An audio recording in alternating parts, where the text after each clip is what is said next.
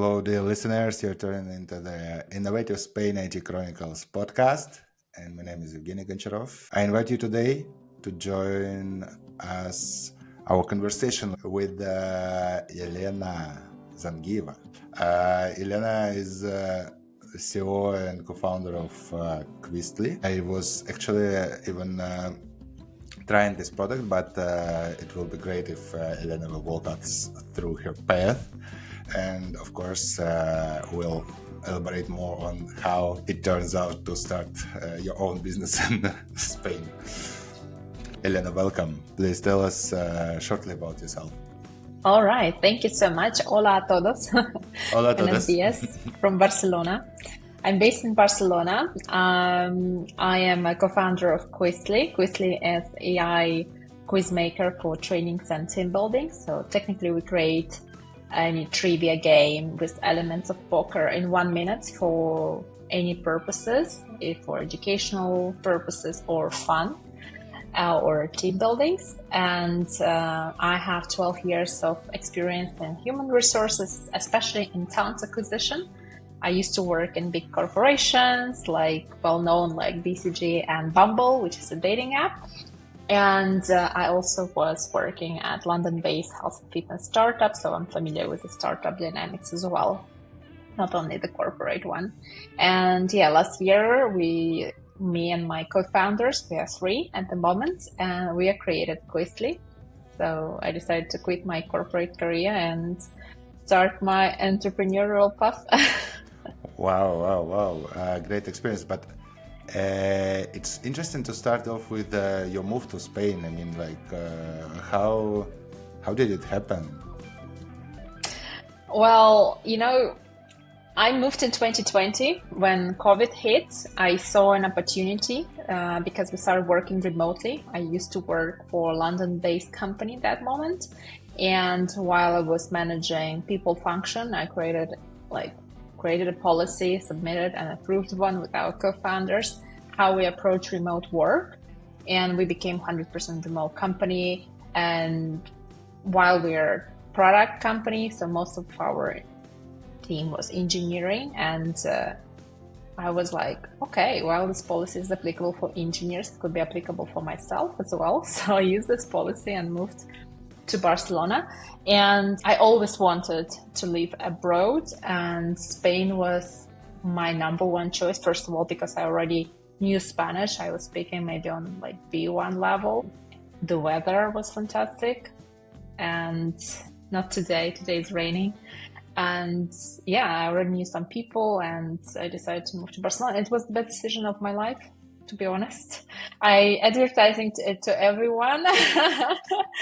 So when somebody is contacting, I always yeah, sure. I would say that there is, Barcelona is great. I will tell you from Madrid, so no, not the problem. Please move to Barcelona. We are good here. But for those who are listening to us not from Spain, there is a joke always between Barcelona and Madrid.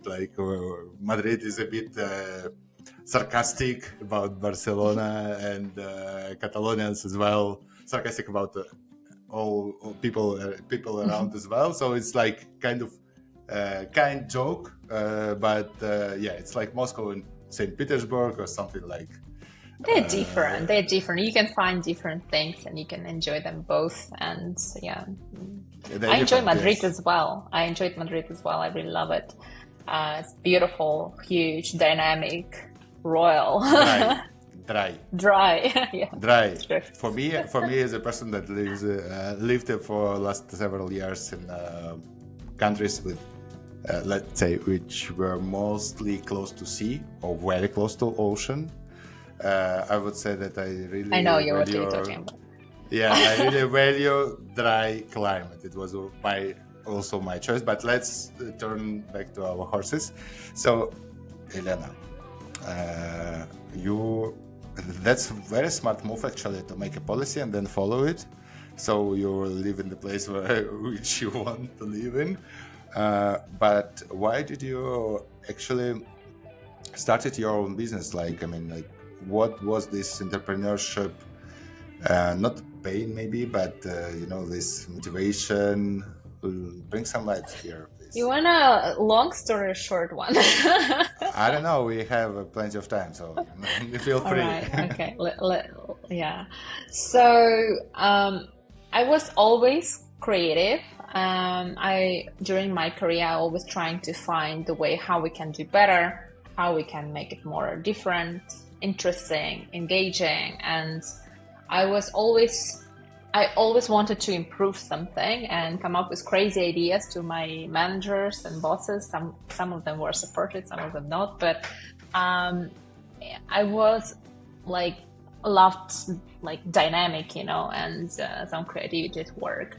And last year, me and my co-founder, one of our co-founders, who is engineer, Alex, he's absolute genius. I love this person. He was between careers, and while I have 12 years experience in recruiting, I was like, okay, man, I can help you to find a job. Let's have a call. I just genuinely offered help. So we had a call, and I asked him, what are you looking for?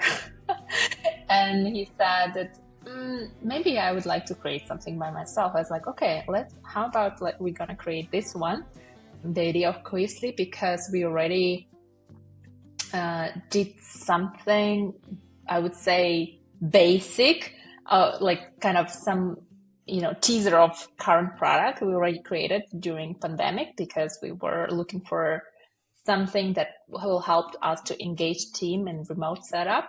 And I was like, how about we're going to create this one, but using AI, because now everything is about AI, and AI make our life easier, better, faster.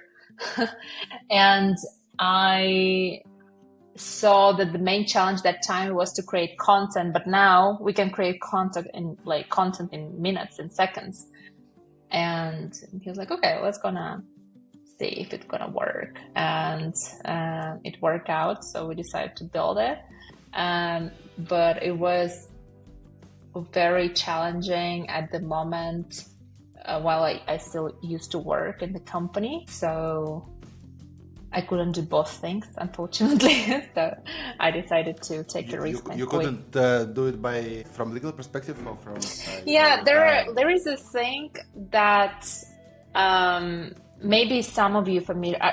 I'm not sure if it works in Spanish setup, but in American one, it's a very common thing that when you work for Non-compete. American company, yeah, it's like a non-compete or exclusivity. So basically, you cannot do anything except work for this particular company. And you have to talk to IP lawyers, like intellectual property lawyers, and confirm with them that you can do that or your pet projects. Because basically, all the intellectual property, even photos on your iPhone or your phone, is a property of the company that you work for, technically. So yeah, obviously they're not interested in your photos unless it brings you money, So as soon as you have a conflict of interest, They just haven't seen my photos. Maybe that's because of that. I don't know. But okay, interesting. Yeah, this is the one thing. And second one, that I also had financial opportunity to do so. It's very important to mention that Kvistly is completely bootstrapped. We did it with only our own resources. We didn't raise any money yet. And it gives us opportunity to experiment a lot at the same time. But and also I used my own money, basically. I had this opportunity to do so because initially I wanted to make so I had a very adult decision. I wanted to get mortgage and buy an apartment. So I had some savings. I know everything about mortgages here now, so I can consult I need on it. advice. I need advice. And so I was saving money for like down payment, and now I use this money to build my own venture. Not sure if it's a good idea yet, but we will see in a couple of years. But the let's say apartment in Barcelona, it's really a good investment, I would say. like what it gives to you, like, I mean, emotionally, like you look very happy. This is because you're always used to be like that, very optimistic or something, or your startup as well gives you this energy or something. Like, bring some light here as well. Well, some people say that I'm very open and energetic person, but of course, and like I have very extrovert job. Um, Despite I'm very introvert person. It's often. However, yeah. Well, what it gives to me, first of all, I learn every day. Every day. Like I'm learning how to do sales. I'm learning how to do marketing, how to do product development, how to deal with conflict sometimes. Yeah, because yeah, we have a great team, but sometimes we're not agree. I learn how to deal with clients, like support, some tech stuff that I never faced before. Again, I used to work in talent management and human resources, so I never done these things before, and it's everyday learning, and I meet incredible people. Like I met you, I would never meet you probably if I was still working in the recruiting. Who knows? But anyway, Who that knows? I meet every day incredible people who are building ventures, who are trying to do something good for this world. I meet, yeah, and this is completely another world. I would say that these people are very active. They want something, like they have this like fire inside, and you're looking at them and like, wow, this is incredible. There is a downside of it, because when you work for a corporate job, or anyway, if you're hired, you care about other things. I would say you care about like security, about Performance maybe review. work-life balance, yeah, performance review, what your manager think of you. In that sense, well, I don't. Sometimes I even forget about public holidays. It's like, oh, I learned about public holidays because our co-working space doesn't work. I was like, oh, it's a holiday. I didn't know. Today is Sunday. I had a working call with my team. In Spain, there are a lot of holidays, specifically in Barcelona. In Madrid, Yeah, we have less, I would say. local, regional, Yes, city specific. There are a lot of Catholic holidays that of I'm course. like, I was like, okay, it's Okay, nice. let's have some fun. How do you feel starting business as a woman in Spain? Do you feel any upsides, downsides? Like how it is from gender perspective?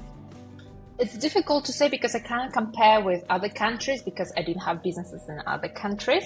However, my mom had her own small business back in Russia. Well, as anyone in 90s, we were just buying stuff in China and selling it in Russia. Amazing.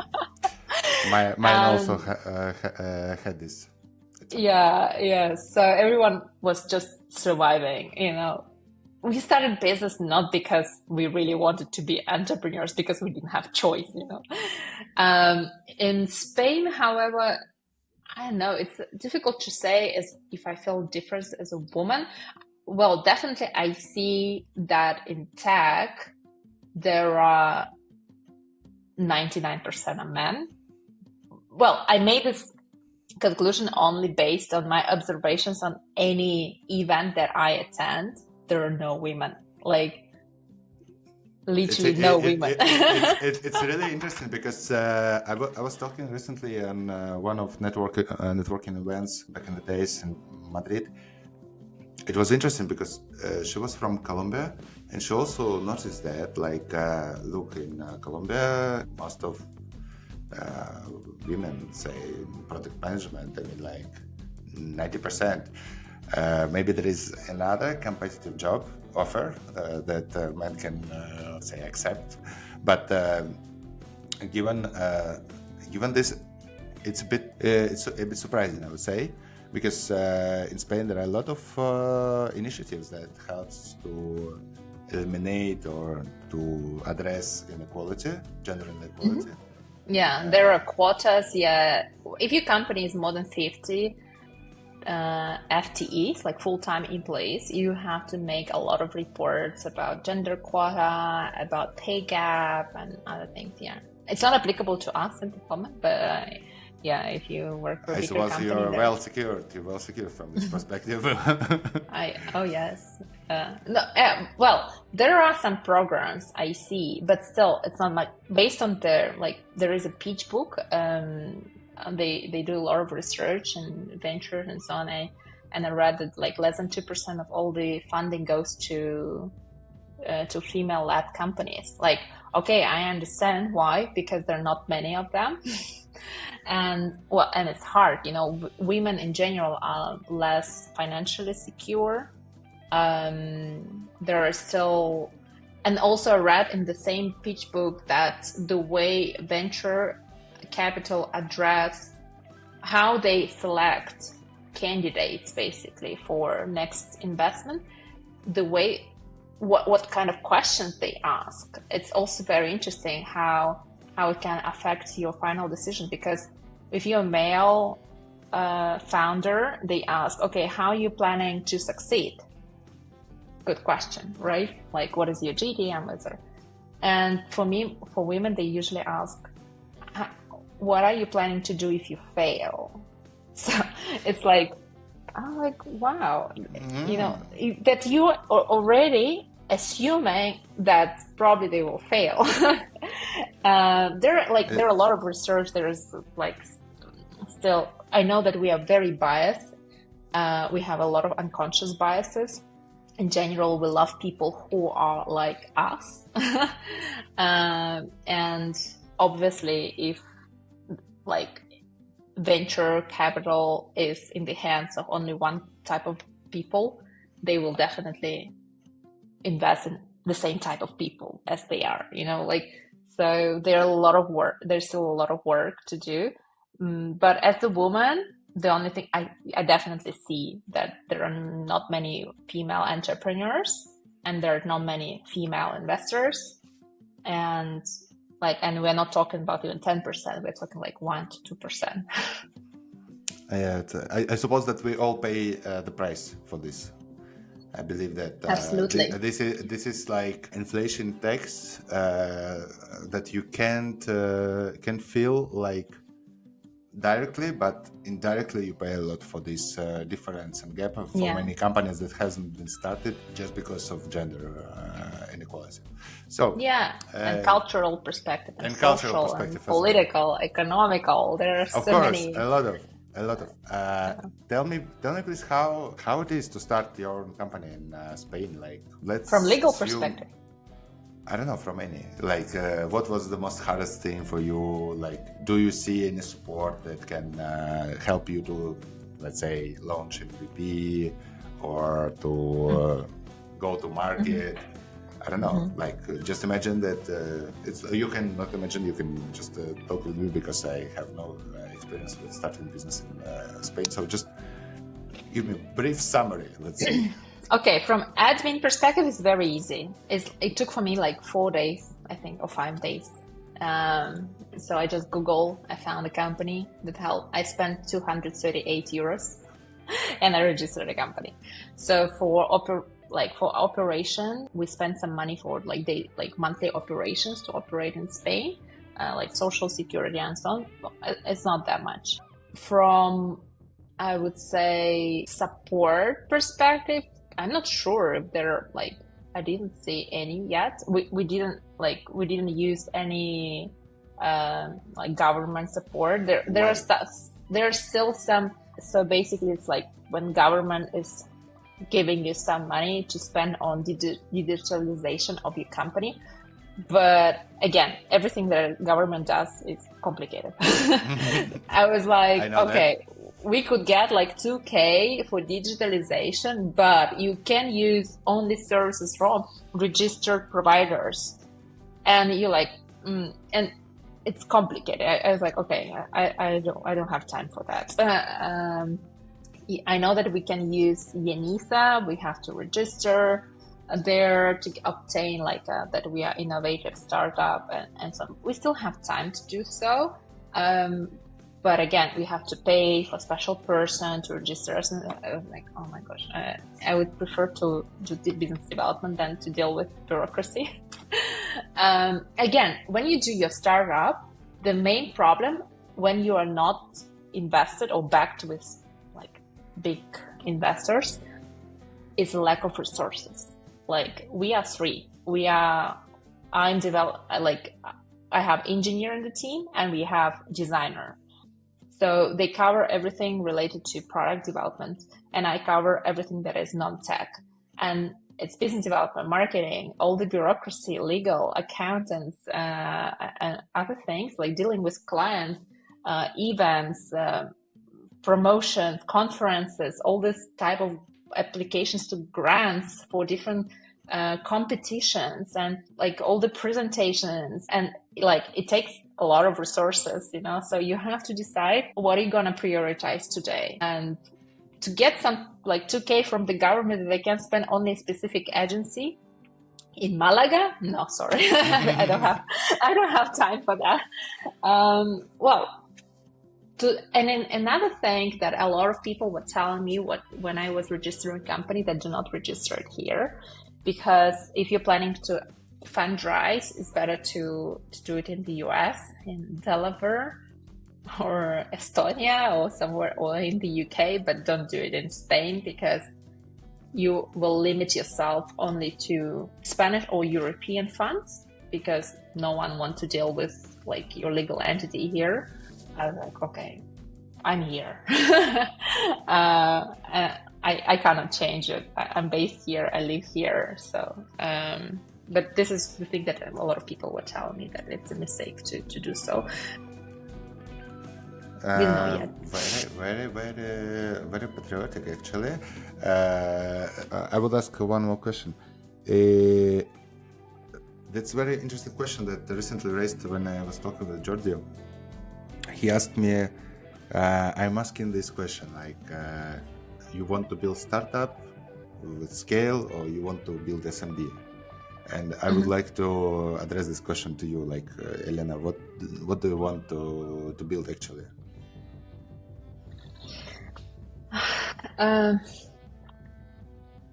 Yeah, I understand that one.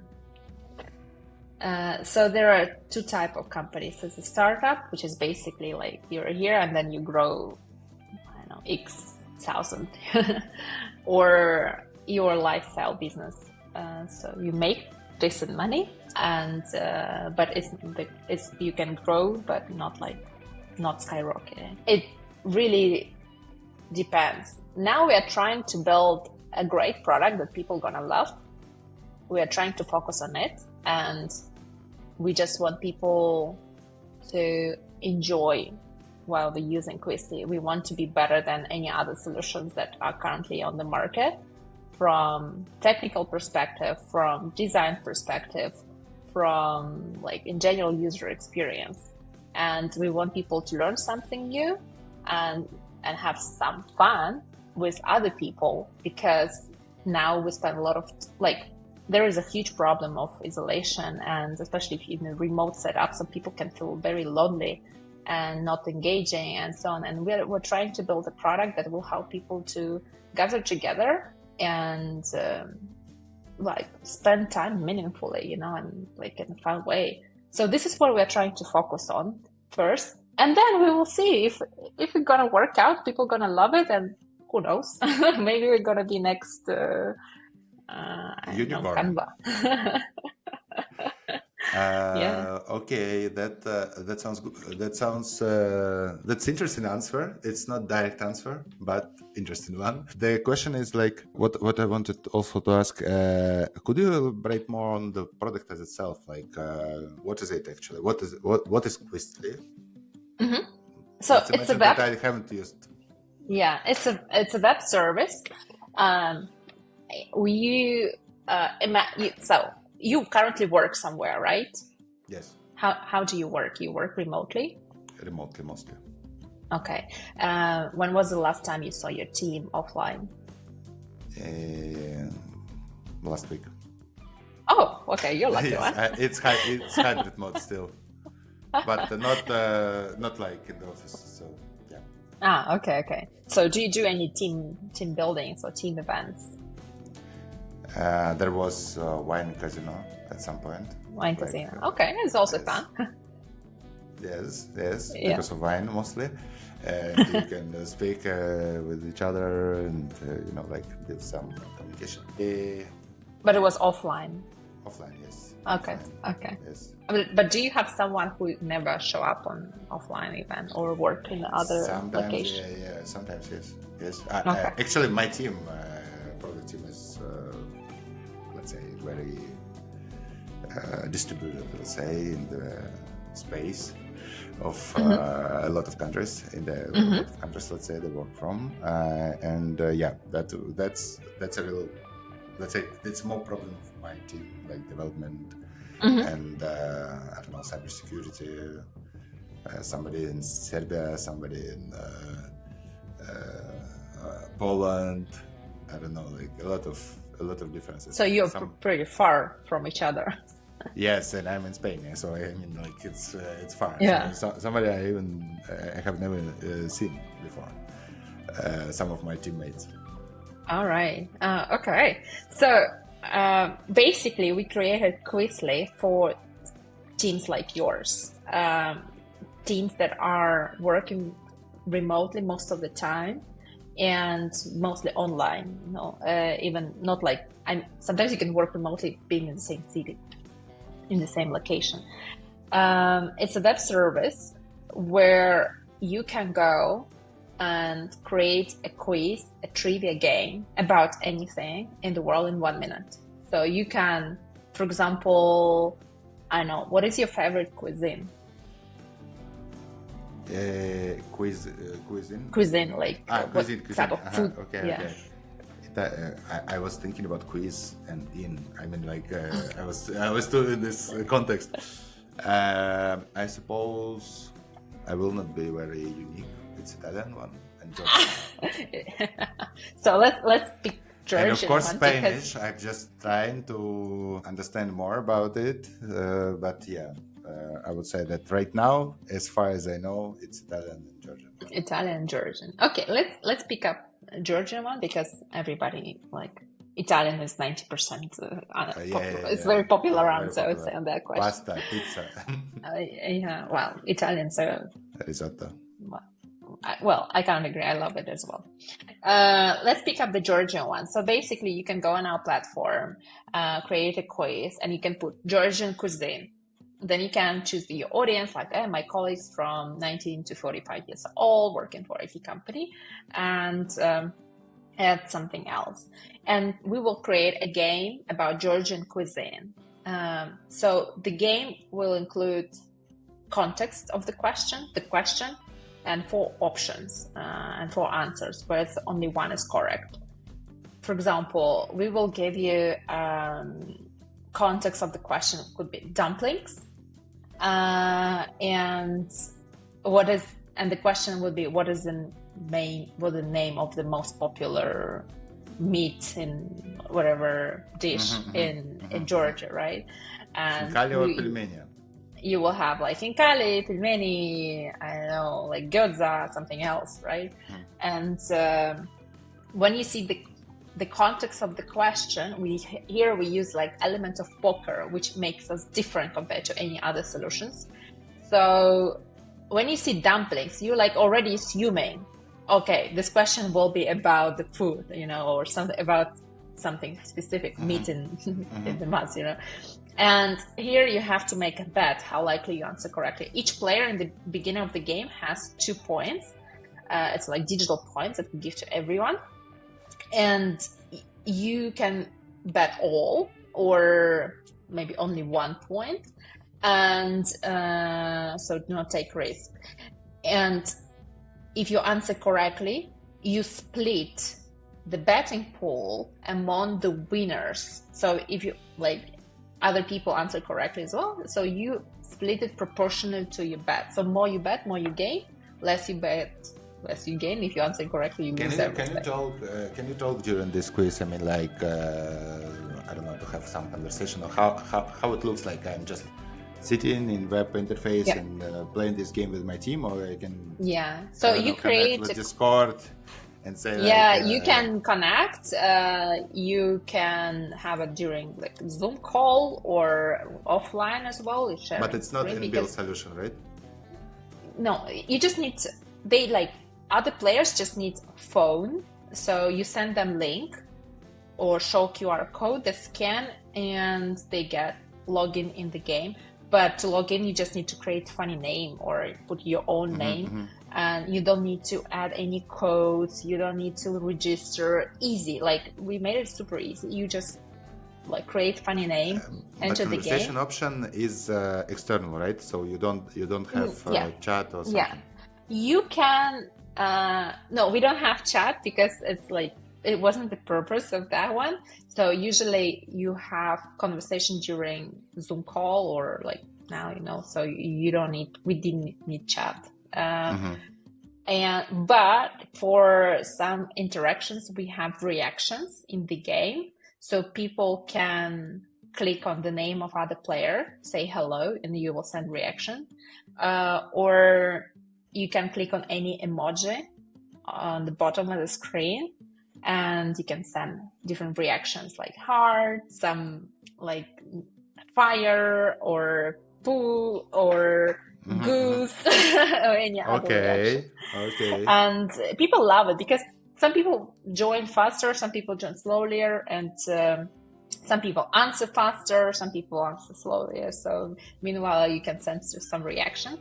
The most popular one is goose because people usually never see emoji of goose, and for them it's like, what a goose is doing here, and just start clicking on it.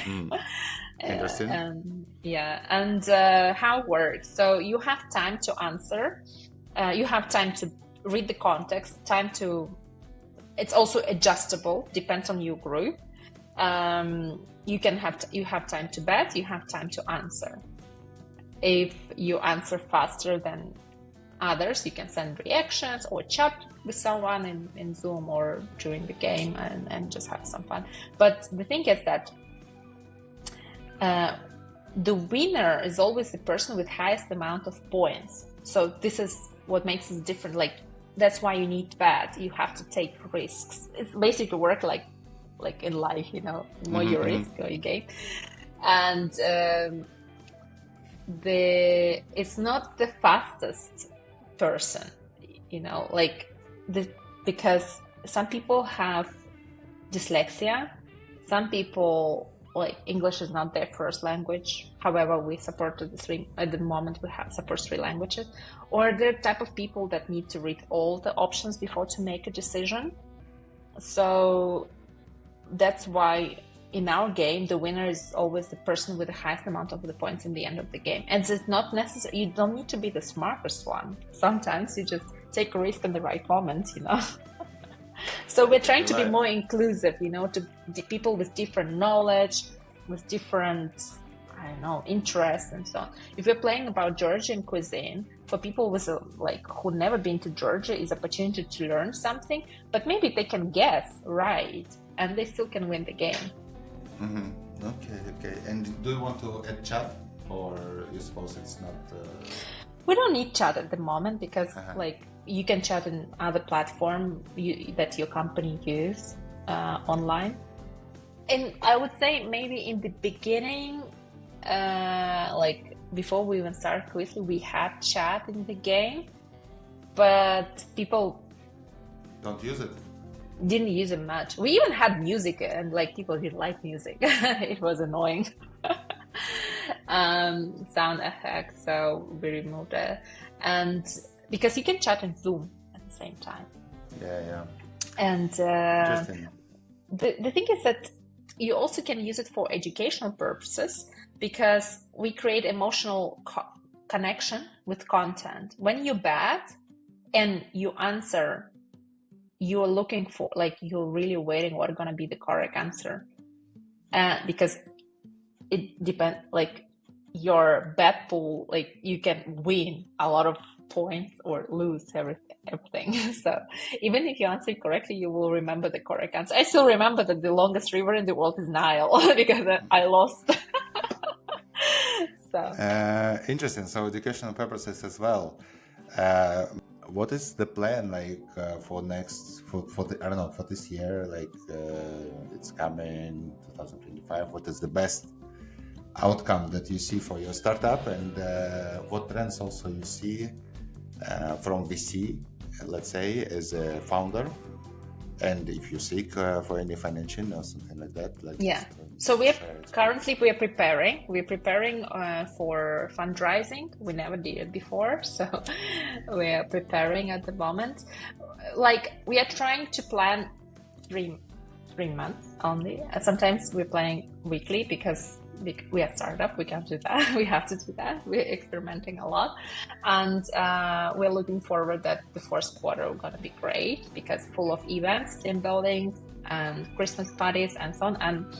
And we think that the first quarter is gonna be great for us. We are doing a lot of activities, marketing activities at the moment, and for the next year, we're planning to raise, and in case if everything goes the way we want, we're going to, from the product perspective, we're going to add some features like different type of questions and different content. So at the moment we'll work on it with text, but soon we want to introduce working with images, with videos, with audios, and other type of media. We want to add some integrations with corporate platforms. So at the moment we provide so, but only in enterprise package for like specific clients that they want something extra. And from the team perspective, obviously we're gonna add some people with expertise in marketing and business development, and so we're planning to grow the team,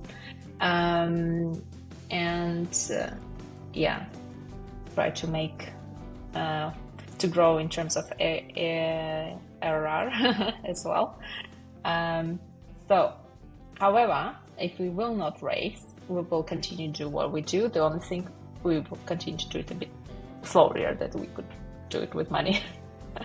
But you have break even, right? You reached It's break even, or very close. It's difficult to say because, like, again, there's a good thing that I'm very lucky person, I would say. I'm a very lucky founder because I have people in the team with domain expertise in tech and in design. Because while majority of companies are raising because they need engineers, I have engineers. And we have your recruiting experience. It's so payout, let's say, some sort of payout. I would say that I'm good at talent management. I would say that my job literally is to not demotivate those people. Like, this is my number one job. Like, do not demotivate them because they are very proactive as well, very innovative, and they're solving problems so quickly. We can do things quicker than most of the companies with huge teams. The thing is that my job is basically to not demotivate them and keep it going.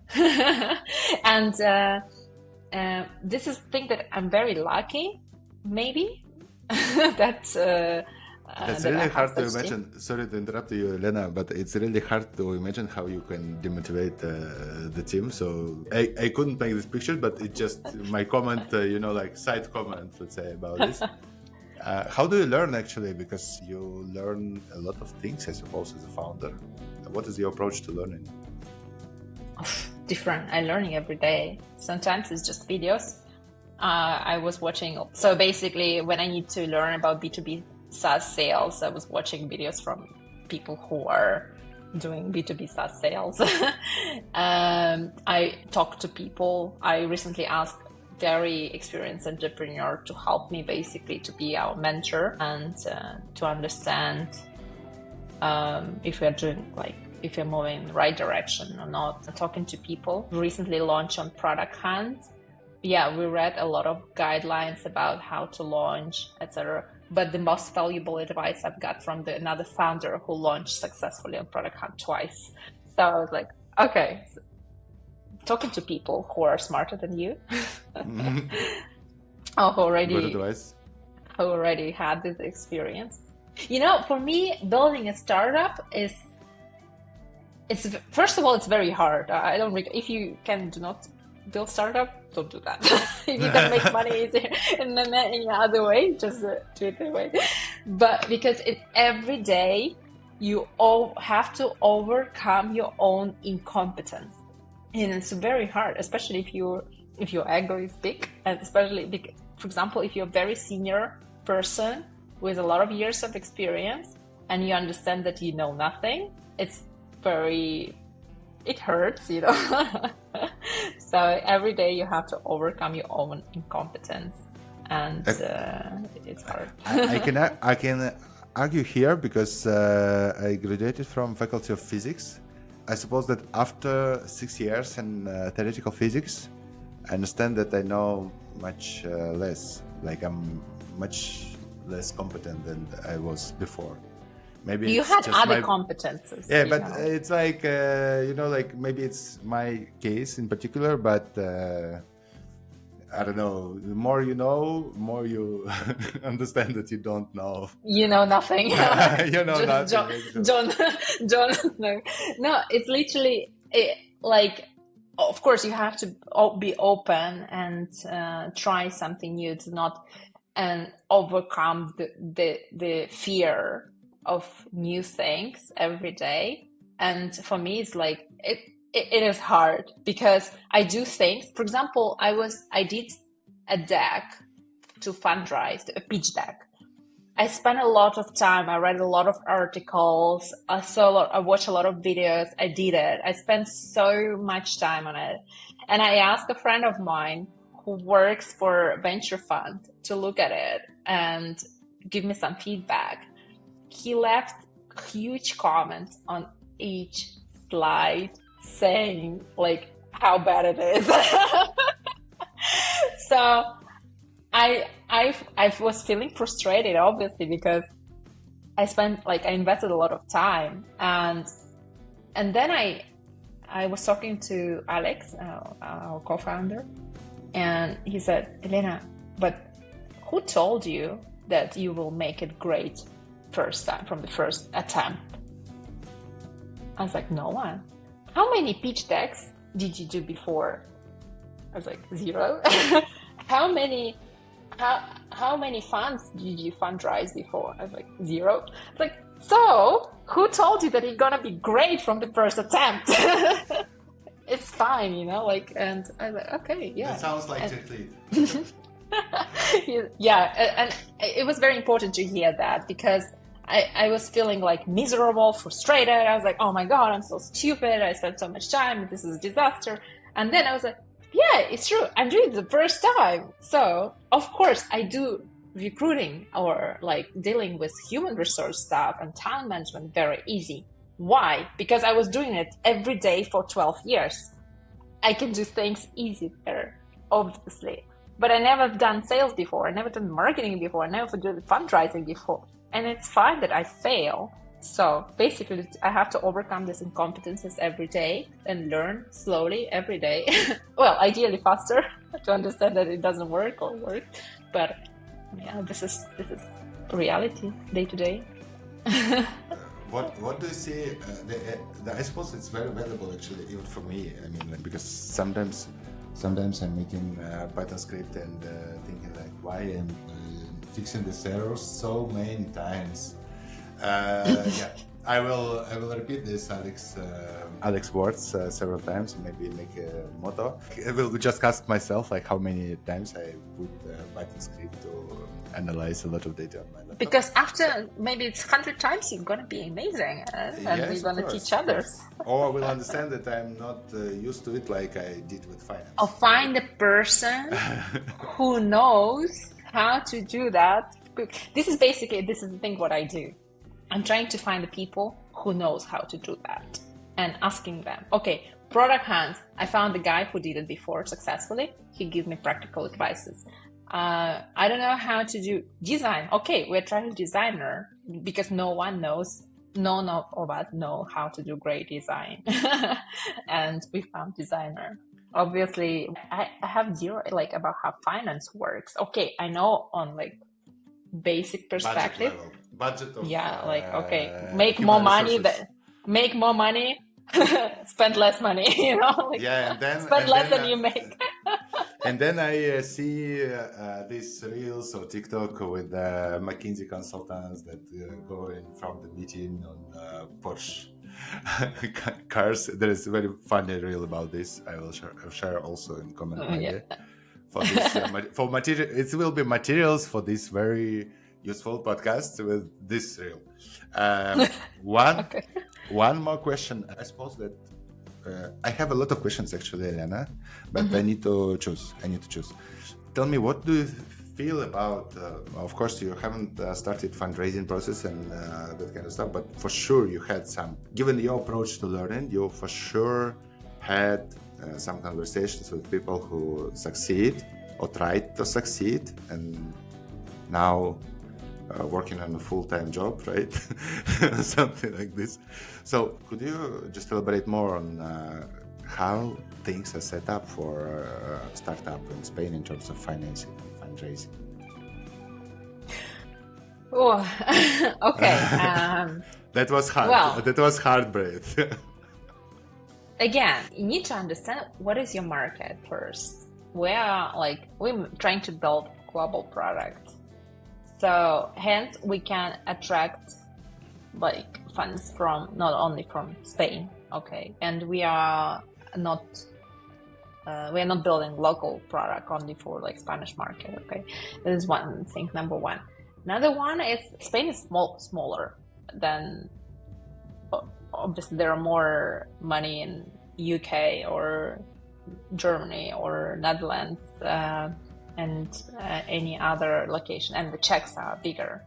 I usually got approached by funds that are not in Spain. I got approached, like proactive approach by associates or analysts. They're looking for next funding and they texting. I would say maybe from Spain I was approached only once, but others were from Netherlands or UK, also from the US.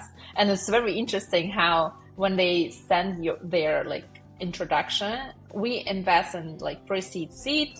The checks are like from 100 to 300, and or from Netherlands it was, so Spain was like 100 to 300, he said. Netherlands were like 500,000 to million. We're still talking about pre-seed and seed. Not bad.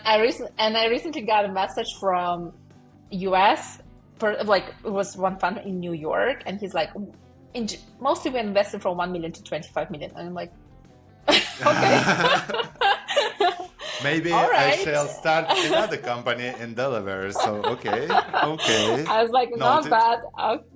Okay, yeah. So you can not see bad pre-seed, let's say. Not bad pre-seed. Yeah, you can see the difference. Okay, again, what is the conditions? You know, you're selling your soul. Soul and maybe soul of children, grandchildren, all your next mother. generation.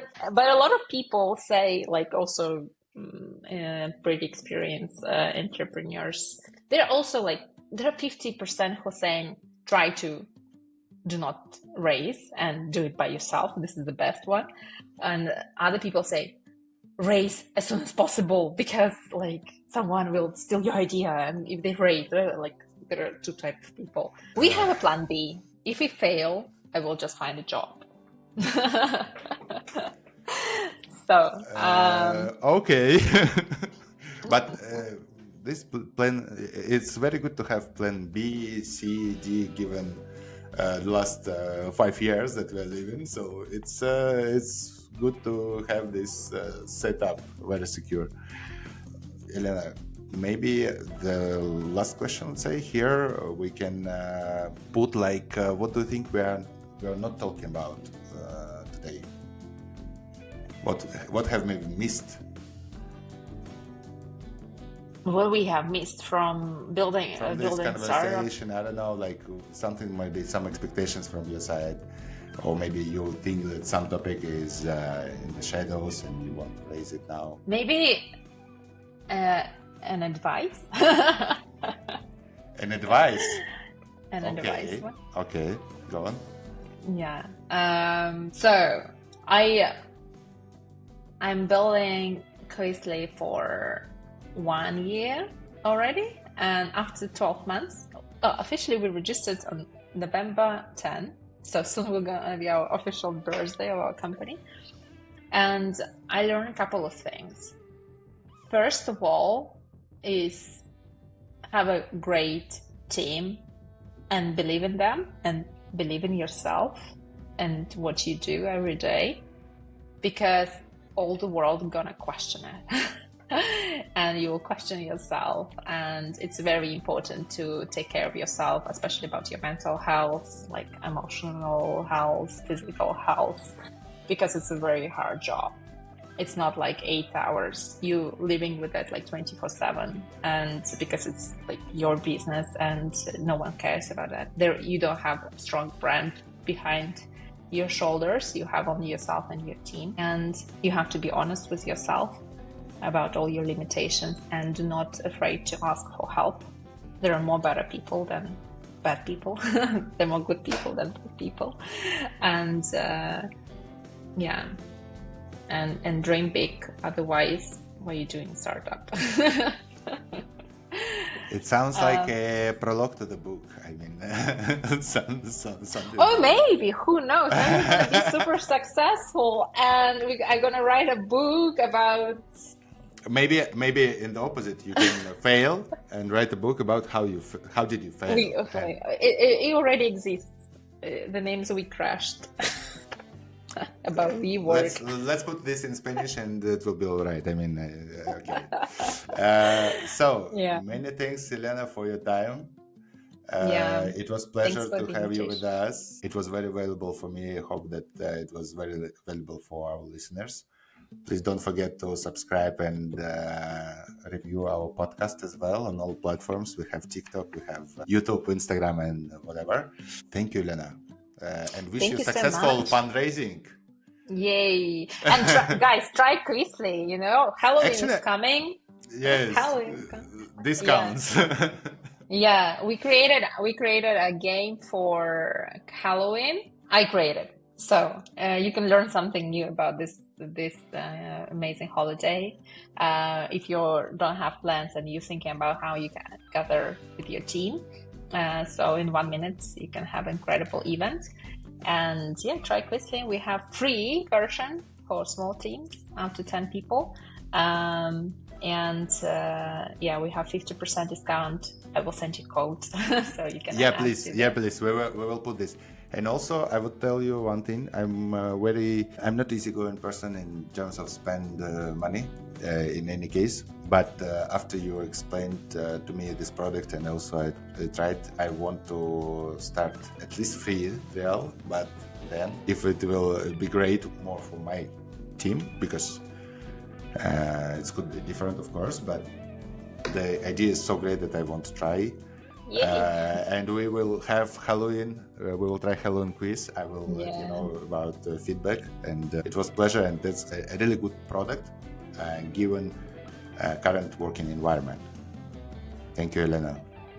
Thank you so much for wish you a lot of and more. Like United States average check for let's say for president. Let's start with this. Dream big. Dream big.